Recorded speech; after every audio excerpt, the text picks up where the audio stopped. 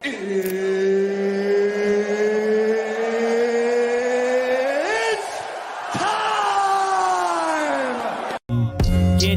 up, let me begin. This is TWSN. You ain't heard about us yet, well you better know now, because it's the place that it all goes down on. What's going on, ladies and gents? Welcome to another edition of Strikes and Submissions here. I am your host, Dorian Wright, here with my co-host, Michael Daly. How you doing today, Mike?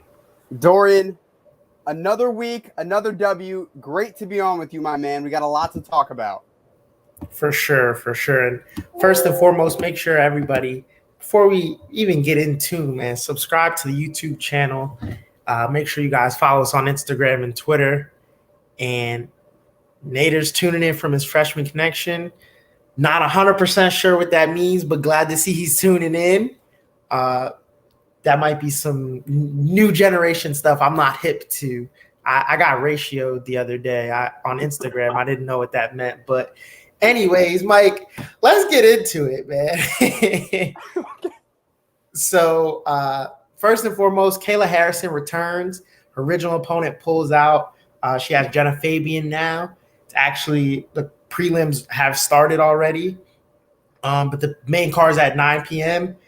And finally, Kayla Harrison returns. You know, we heard all the Clarissa Shields hype. Mike, how you see this fight going down? Kayla Harrison is out to prove why she is the best women's mixed martial artist on the planet. The person in her way tonight is Jenna Fabian. It's not Clarissa Shields as much as people want to see that fight happen. I think it's time to just put that fight to the side. And we actually have Nader checking in from it. He said it's an orientation for incoming high schoolers. So that's what I thought. I didn't want to go out on a limb and say what it was, but thank you, Nader, for tuning in. Much appreciated as always. But to get back to the fight itself. Keep your head in them books, Nader. Stay in school. That's for all the kids out there. But for Jenna Fabian, she comes from City Kickboxing. They are obviously well known with their striking, and I think that's her best bet to win this fight. But that is a tough task to go up against someone with the judoka background that Kayla Harrison has. Look what Kayla Harrison did to Cindy Dandua, who also was a judoka specialist. She submitted her on June 25th, and that was actually the same card that Jenna Fabian won her last fight via a head kick. So I think these two were kind of building up to fight one another. Kayla Harrison, though, she is just gunning to prove that she is the best fighter in PFL, male or female. I think that's the crown that she wants. She wants to be the face of the company. She wants to be the brand, similar to how Ronda Rousey was in the UFC about 5 or 6 years ago. That's what Kayla Harrison wants to be. She wants to be the brand. And look, right now, I think she is. Especially if you look at last week's performance with Rory McDonald, he was someone a lot of people thought was going to be the star of PFL. Losing a few fights, that doesn't help. Kayla Harrison, though, you can pretty much bet every time she has an outing, she puts her best foot forward, and I think she will tonight. For sure. And, I mean, you said it best. Like, Jenna's from City Kickboxing. We know she wants to strike. That's not even a question. But one thing I thought was interesting when I heard an interview with Kayla, she said that they actually were matched up back in 2019, and she had pulled out due to some weight cutting issues. Kayla got another opponent.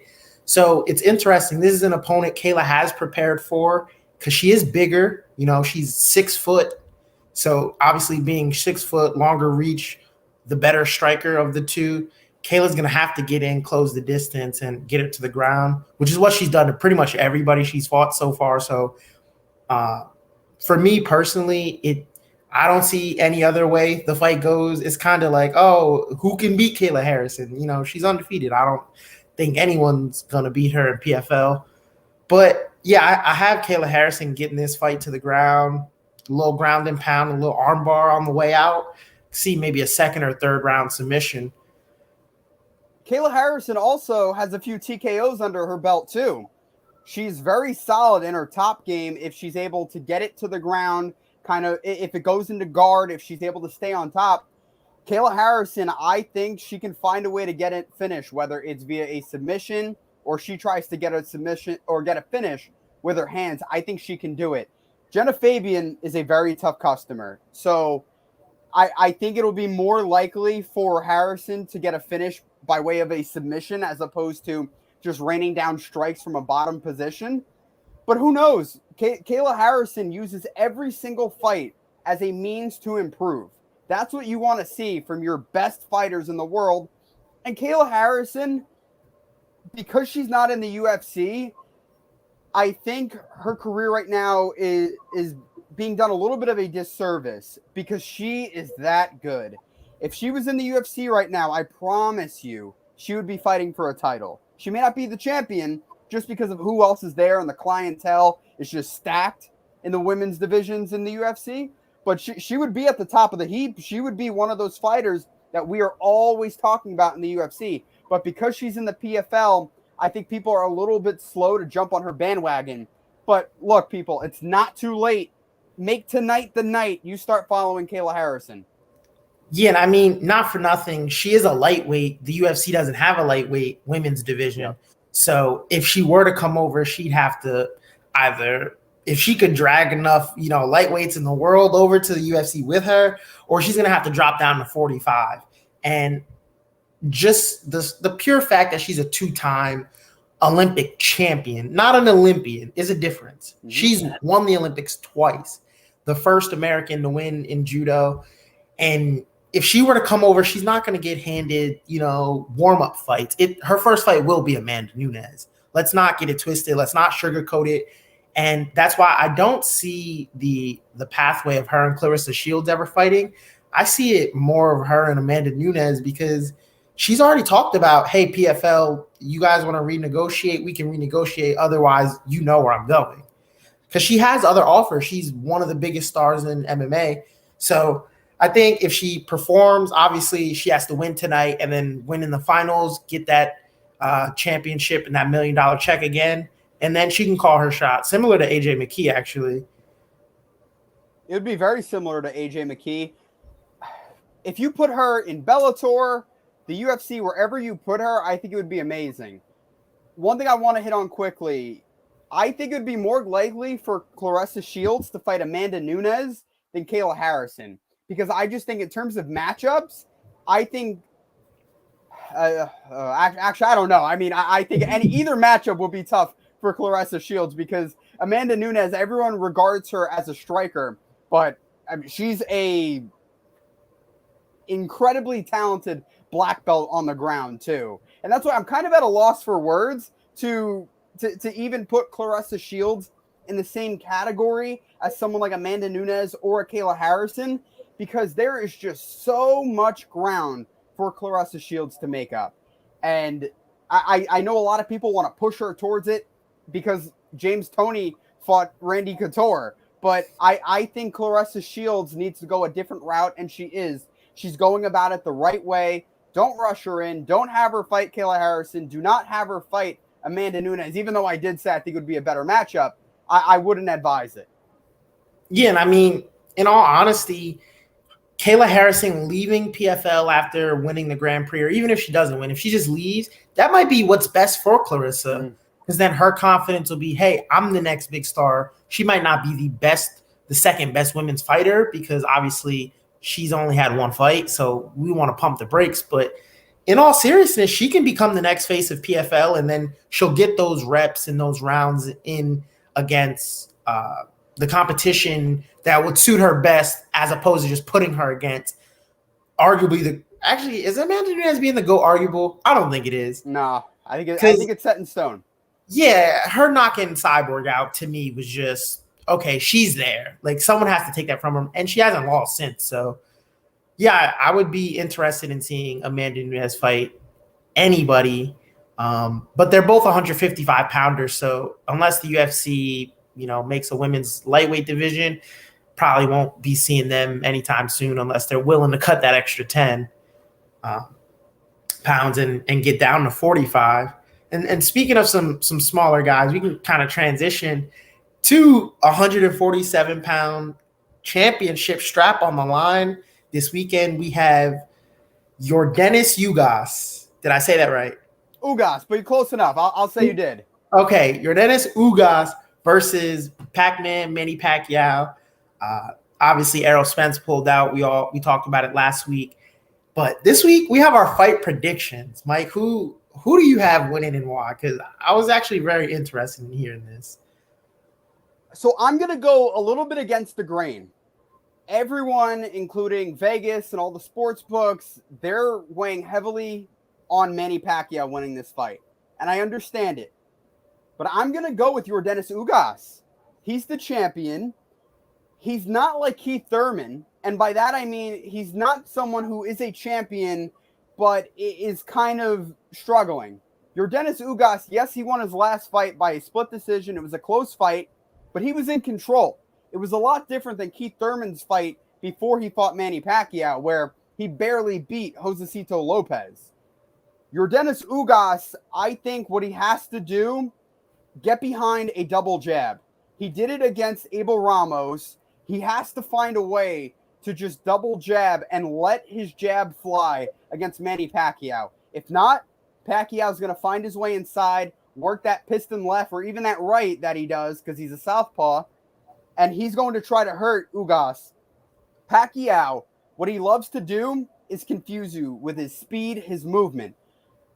If Ugas is able to work behind that double jab, which he did against Ramos, and it was effective, and if he's able to work to the body, I think he's going to win the fight. Because too many people are overlooking your Dennis Ugas, and I don't think that's smart. Your Dennis Ugas is very slick. He's also an Olympian, competed in 2008. So this guy has a boxing pedigree that I think will allow him to hang in there with someone of the ilk of Manny Pacquiao. Manny Pacquiao. Yeah, sorry, Dorian. No, you can go ahead and finish. I was just going to say Manny Pacquiao should be the favorite in this fight because he looks spectacular against Keith Thurman. But he also is coming off a 2-year layoff. And I know that may be a good thing for him because he is 42 and it's less punishment. But still, 2 years is a long time. And he didn't fight during the pandemic. Now he is. Your Dennis Ugas at least had one fight during the pandemic, and it was a year ago, last September. I'm going with the champion Ugas. I think he's going to use his size, use that jab, and eke out a split decision victory over Pacquiao. I'm glad you brought that last point up. It is a 2-year layoff. You know, some people believe in ring rust, some people don't. I do to a certain extent, but not with the greats. Manny Pacquiao is an all-time great, one of the greatest boxers who's ever laced up a pair of gloves. So I'm not worried about ring rust with him. But what I am worried about is, like you said, he hasn't fought in the pandemic. We've seen a lot of upsets in this pandemic. We've seen a lot of boxers who we thought should have won. They didn't win, or it's a draw and we don't know how it went. But I feel like it goes to the training that you put in, the preparation you put in. It can't be the same as it was pre-COVID because, you know, you can't have a certain amount of training partners, or so-and-so can't fly over to you right away and you have to quarantine when you land. Like, there's a lot of things. And obviously Manny has his hands dabbled in politics and things like that for his country. And Ugas, like you said, not only an Olympian, a bronze medalist. He's medaled as a boxer in 2008. So he's been active. He's been, you know, at the top of his game. He is the champion coming in. Bigger, stronger man, younger. I think he's 35. Manny's 42, 43. So he has almost 10 years on him, which is like a double-edged sword. Like, you have experience, you have the wear and tear. You don't know how it'll really work out. I'm going to say it now. I think Ugas will have a viral, vicious knockout of Manny Pacquiao. I think this is going to be worse than the last time Pacquiao got knocked out. I think this is going to end his career. He might do a celebrity boxing match, you know, maybe an exhibition with, you know, one of the Paul brothers or something like that. But I don't see this ending well for him at all. There's a chance that he could have a Juan Manuel Marquez forward type of reaction where he just gets his clock cleaned. I hope that doesn't happen, because I think this is going to be a very close fight. The reason why I don't think that's going to happen, I think this fight is going to be very similar to how Ugas' fight against Sean Porter went. It was a lot of close distance fighting. They fought in the pocket, a lot of stand and trade. I think that's what this is going to be because Pacquiao, even at 42, he has the stamina, the cardio, and the hand speed to make it a firefight like that. I think that's what this is going to be. I want to kind of change the topic of conversation here just a little bit. If Manny Pacquiao wins this fight, I think the only fight to make, and even Ugas, the winner of this has to fight Errol Spence. One thing that has been really bothering me is I heard reports saying that Pacquiao, if he wins this fight, he's looking at setting up a fight between either Spence or Crawford. Spence makes perfect sense to fight him if he gets past Ugas. Crawford, to me, makes no sense. Why would you fight Terrence Crawford, who now is on the other side of the street, where you used to fight? Manny Pacquiao used to fight in Top Rank, chose to leave, and when he was in Top Rank, had several chances to fight Terrence Crawford, and he didn't. So why now are you going to fight Terrence Crawford when you could have done that from 2016 to 2018 when Crawford was mulling a move up to 147? It doesn't make sense. You didn't make the fight happen when the politics aligned. Now they don't. So why? I just don't know why Manny Pacquiao has to call out not Errol Spence, Terrence Crawford. It doesn't make sense, Dorian. Well, in the great words of a great philosopher by the name of Offset, they do anything for clout. I repeat, they do anything for clout. And it's sad to see, but many, like you said, they had opportunities to fight multiple times. Not just one, like multiple opportunities. And Crawford's just been ripping through people and calling for Manny and nah. And then he left, like you said. Now he's probably just using his name to leverage his celebrity, see if the draw is still there. And obviously, we both know Spence would be the fight to make for whoever wins this next, because Manny Pacquiao was going to fight Errol Spence to begin with. So, like, I did see him calling out Terrence Crawford. It's nasty. He's doing it for clout. Manny, you don't need to do that for clout. You're plenty famous enough. But he's not going to get through Ugas, so joke's on him. He won't even have to worry about Terrence Crawford. Let me ask you a question. If Pacquiao loses this fight, is this over for him, do you think? Yeah, from a competitive boxing standpoint, trying to win championships, trying to further his legacy, yes. Nowadays, with everything going on, could I see him doing an exhibition against Dylan Danis one day? Yeah, I could see him doing that. But just from a competitive standpoint, I think he's not too old, but he's old enough and he's so accomplished. What more does he have to prove? Like, if you're Manny Pacquiao, at what point do you want to stop boxing? Because you're in politics now, you know, you have tons of money, you have endorsements, you have all the championship belts in your garage or wherever you have them hung up. What are you still fighting for, to prove you're the best? And if you can't beat Ugas, then you can't call yourself one of the best. I just don't like to see legends have that, like, steep fall. You know, once they start declining, just get out before it's too late. I don't see Pacquiao fighting if he loses this one. And part of me wants to say that Pacquiao could do what Bernard Hopkins did, where he's fighting till he's like 51 at a fairly high level.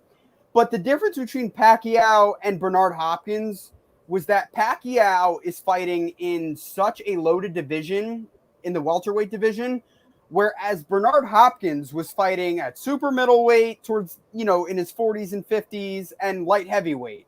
So I think there was room for him to kind of stay alive and fight contenders. Pacquiao at welterweight, the only fights he can make are against championship level fights. And guess what? If he loses this one, what other champion is he going to fight? Exactly. The only name I think that's really out there for him to fight that would make sense is Danny Garcia. But Garcia, he's not a champion, and he's coming off of a loss to Errol Spence. I think if Manny Pacquiao loses this, it's time for him to hang it up because he's done everything. He just went out on a pay-per-view where he headlined, was the A side. It's time for him to figure out what he needs to do next. If he wins, then sure, have him fight Errol Spence, and then from there, you can figure out whatever he wants to do. If he wants to keep fighting after that, fine. But if you lose to Yordenis Ugas, I feel like it's a lot different than losing to Errol Spence. Absolutely. And not for nothing, I don't think just winning is enough. I think Manny has to look impressive when he wins. Like if he wins a split decision and it's close and maybe we should run it back. Like, okay, Manny, at that point, if you haven't clearly separated yourself from the rest of the pack, then there's no point in fighting at his level, at least. And and no disrespect to Ugas, but if you can't beat Ugas, I don't think you're going to get through Errol Spence. Agreed, because Errol Spence is just a tactician. The way he's just able to pinpoint. Ugas is the same way, but I think Spence is just a harder hitter than Ugas. And Ugas also was hurt by Abel Ramos. That's part of the reason why I think Ugas is a pretty sizable underdog in this one, because Ramos checked his chin a few times and had him, walking on a little bit of wobbly legs. Pacquiao has a chance to end his night early. But if he's not able to, then it makes you wonder what would have happened against Errol Spence. But who knows? Right. I mean, with Pacquiao's hand speed, I'm sure he's probably still going to be faster than Ugas. Mm-hmm. If he clips Ugas early and he puts him to sleep, oh yeah, get him Errol Spence. He won't retire, and I'll be wrong again. But I don't think his hand speed is enough. I think Ugas is probably the more powerful of the two at this stage of their careers. And he's big. He's a big guy. I saw a few of his fights over the last couple weeks, and he's a big guy. I don't know if Manny can box around that type of size at his age, but we'll see this weekend. We have another great fight this weekend in the UFC. Switching back over to MMA for a little bit, we have middleweight Jared Cannonier up against Kelvin Gastelum in 5 rounds. Winner's probably not going to get a title shot or even put their name for who's next, but how do you see that fight playing out? I can't wait, Dorian. I am so pumped for this fight. The main reason why I'm so juiced about this is because last weekend we didn't have any UFC. So what a great way to bring back the UFC with a middleweight banger. That's what this fight is going to be. I think this is going to be a very competitive bout, but I have it going to Jared Cannonier. Because Cannonier, I don't think, is going to knock out Kelvin Gastelum. I don't see that happening. But I think he has the clear striking advantage. I think that's apparent. And also, he has a pretty solid takedown defense rate. So if Kelvin Gastelum tries to take him down, Cannonier's just not going to give up his hips and just fall to the ground. No, Cannonier's going to make him work. I don't see this fight really going to the ground, though. I see this, like I said, primarily being a stand-up bout, similar to how Cannonier's fight against Whitaker went, and also how Gastelum's fight against Whitaker went. I think this will be a very technical bout, but I just see Cannonier having his way. He's the bigger guy. I think he's going to have a chance to clip Gastelum because Robert Whitaker knew that he had to box on the outside, and he had to hit him with leg kicks. He had to also hit him with, some sternum kicks as well. He had to be creative with Jared Cannonier, or else he was going to be in a world of trouble. Kelvin Gastelum has to do the same, but defensively speaking, I don't think he's capable of doing the same job that Robert Whitaker did, and that's why I think Jared Cannonier is going to win. I think he's just going to outclass Kelvin Gastelum on the feet. Yeah, I can certainly see why you say that. It's funny, the MMA math kind of is interesting here because Whitaker has beaten both of them fairly recently in their last bouts, and obviously Cannonier had his arm broken in that fight, so he couldn't really let his hands go like he wanted to. So for a lot of people, that was their first time seeing Cannonier at middleweight. So I don't want people to just take that fight.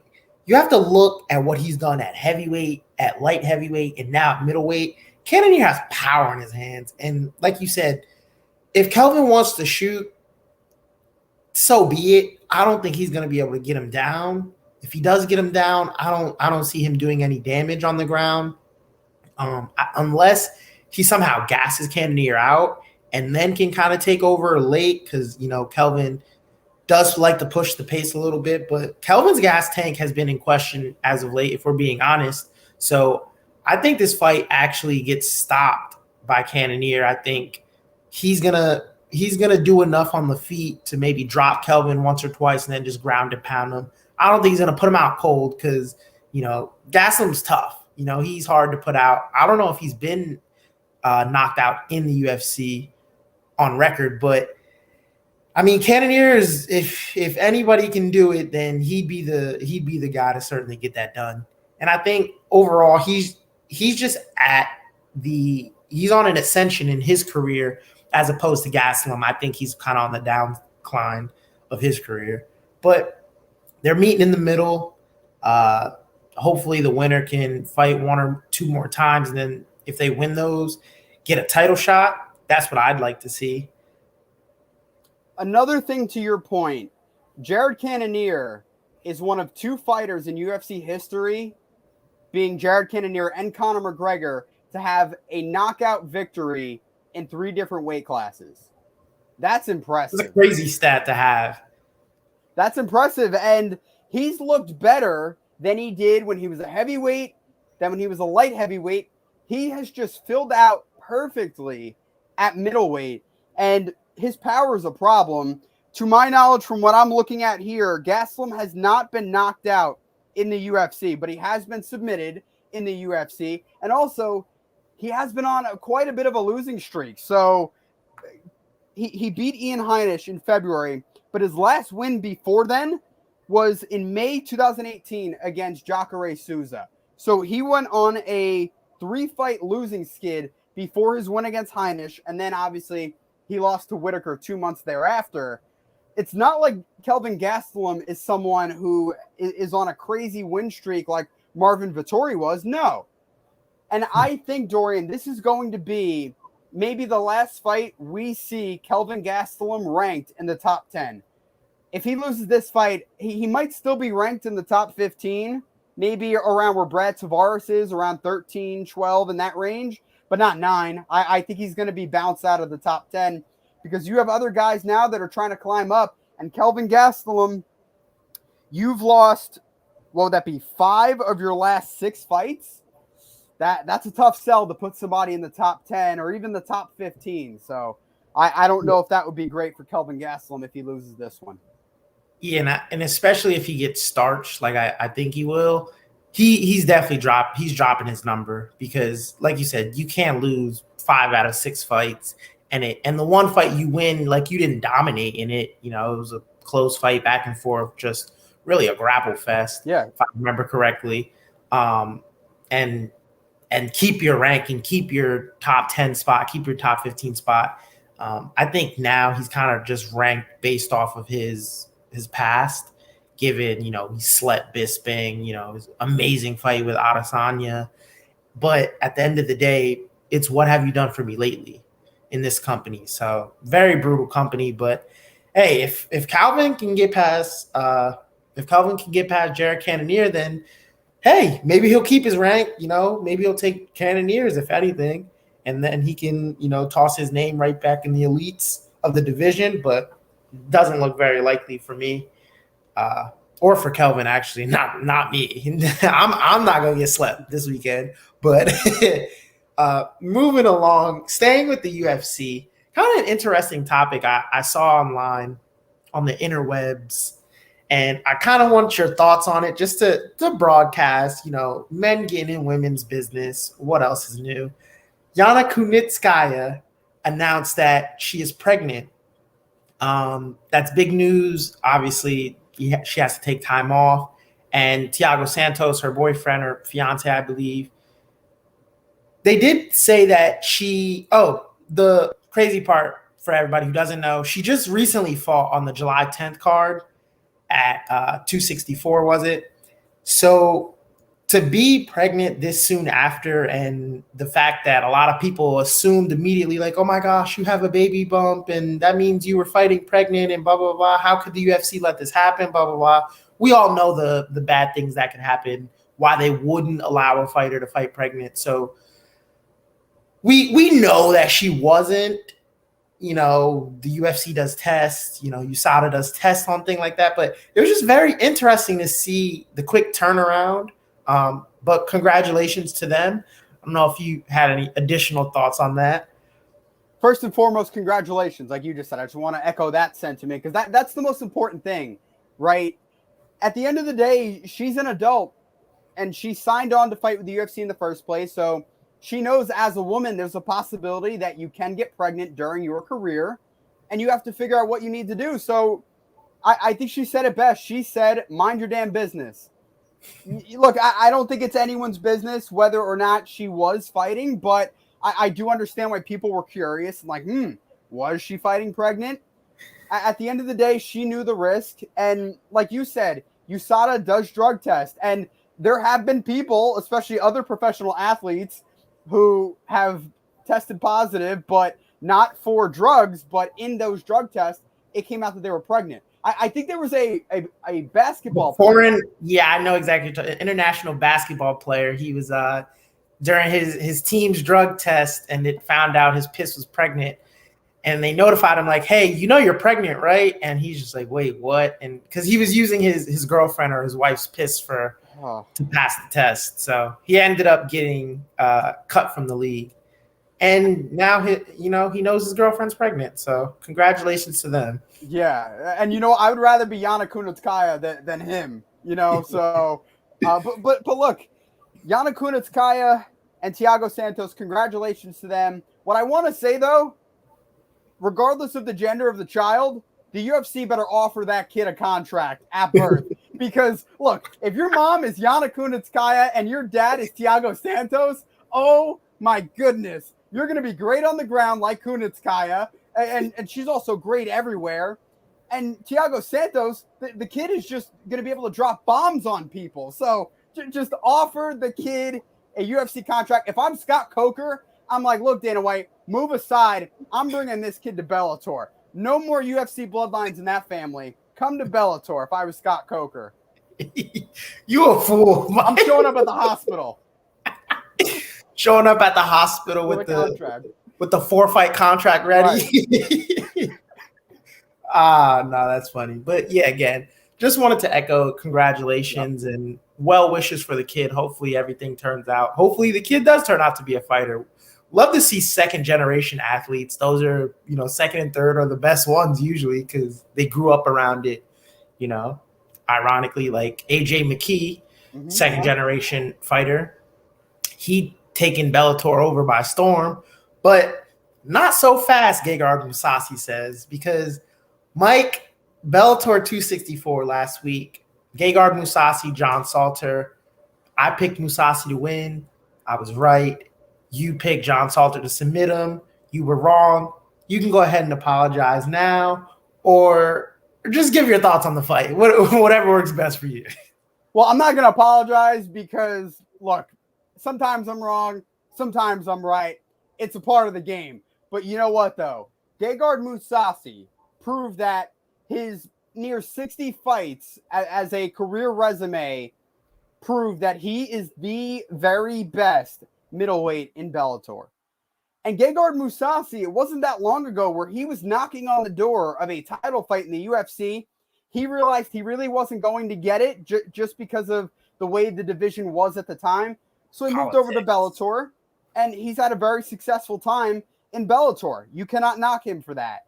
John Salter, the biggest takeaway for me is that when you're fighting Gegard Mousasi, you have to have more than jiu-jitsu. You have to have more than trying to submit him.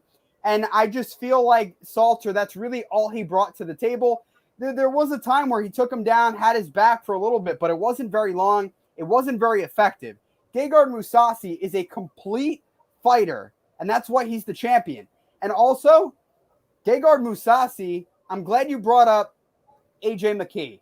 Gegard Mousasi, he's trying to be the number one pound-for-pound fighter in the Bellator, rather.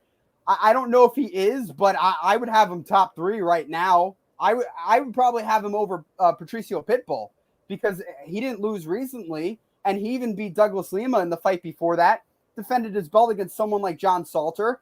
And you know what, Dorian? The fight I want to see next for Gegard Mousasi is Austin Vanderford. Obviously, you have Costello von Steen in there as well. He's someone who I think could compete, but Austin Vanderford, that would be a phenomenal fight. That would be a very good fight. I still favor Gegard Mousasi in that because he's the man at 185 pounds. And Friday night's fight just showed that he's in control in Bellator. Absolutely. And I think the Vanderford fight is the one that they're leaning towards.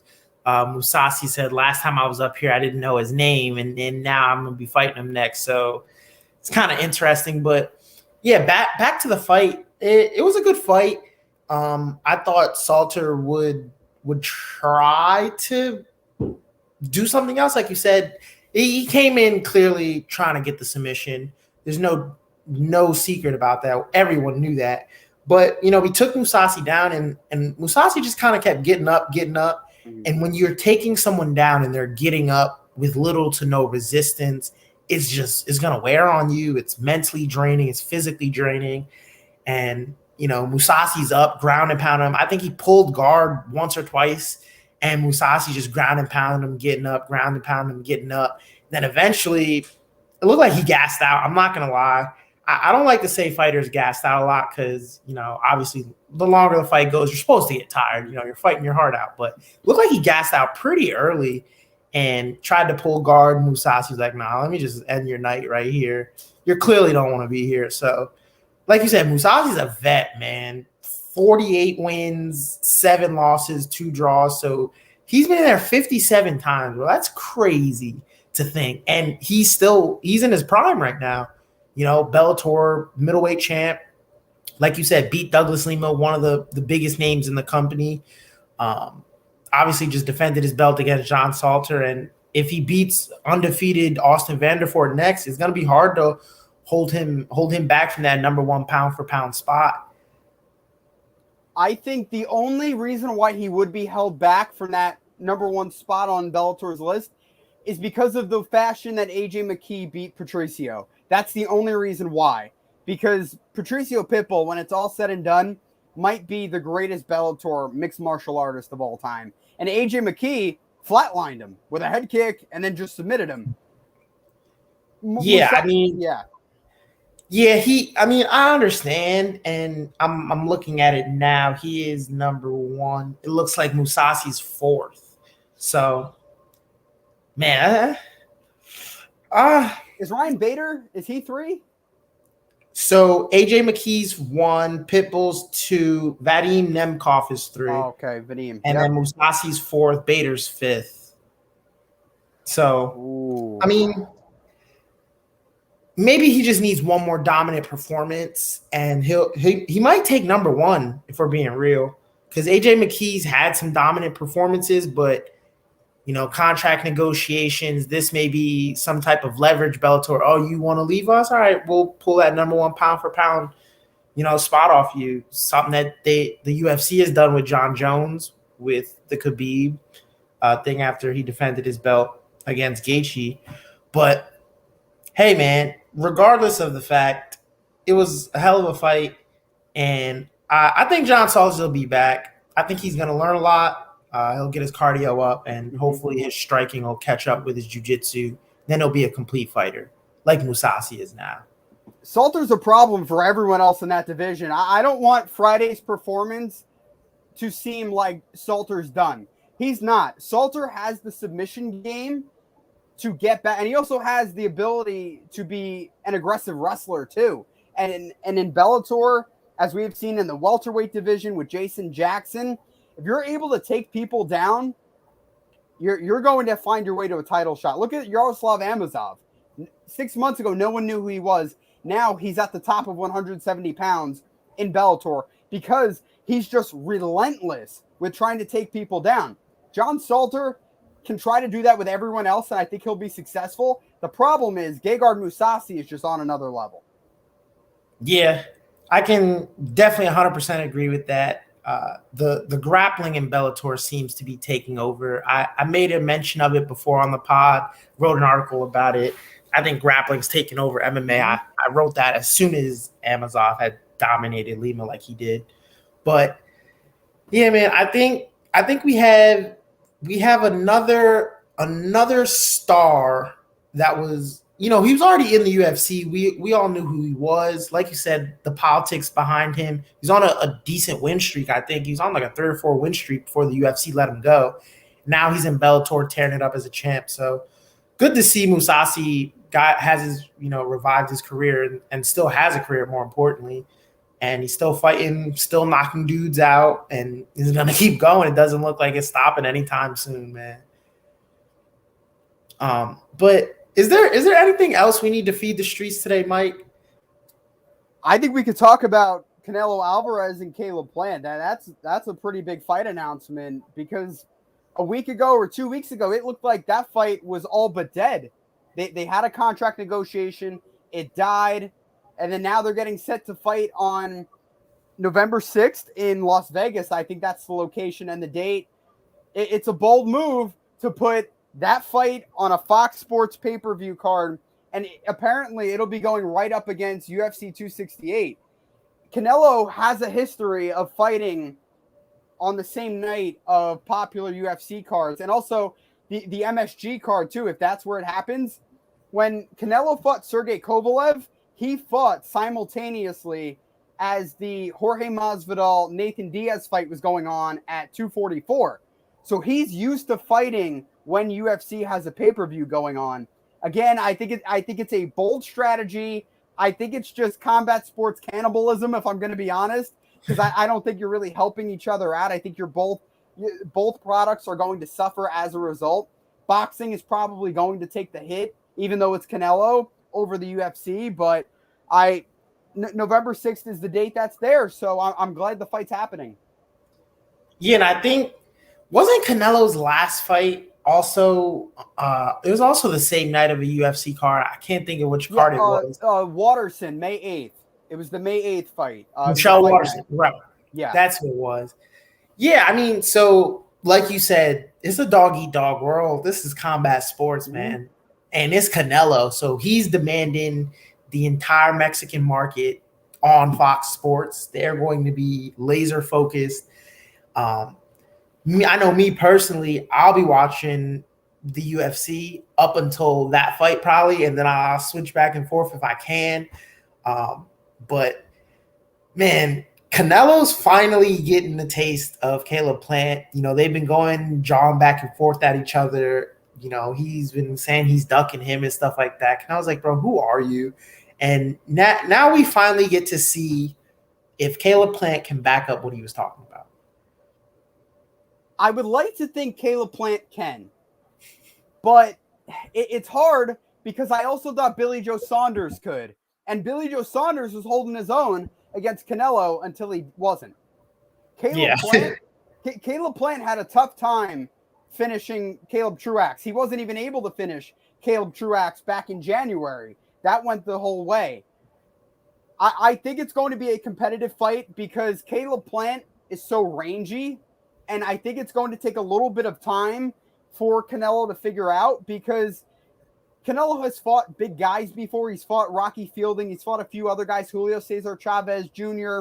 He's fought big guys, but Caleb Plant has it all together at 168 pounds. And this is a unification bout. So all of the belts are on the line. This is a massive fight.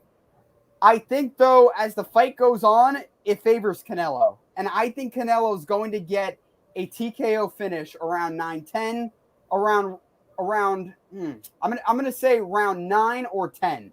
That's what I'm going to say. I don't think it's going to make the championship rounds, but it could be a point where Caleb Plant is boxing very well.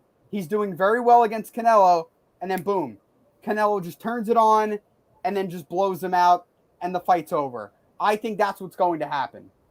Yeah, I mean, like you said, that was happening with Billy Joe Saunders. I think, in my opinion, I had him up on the cards, I think going into round 8, was it?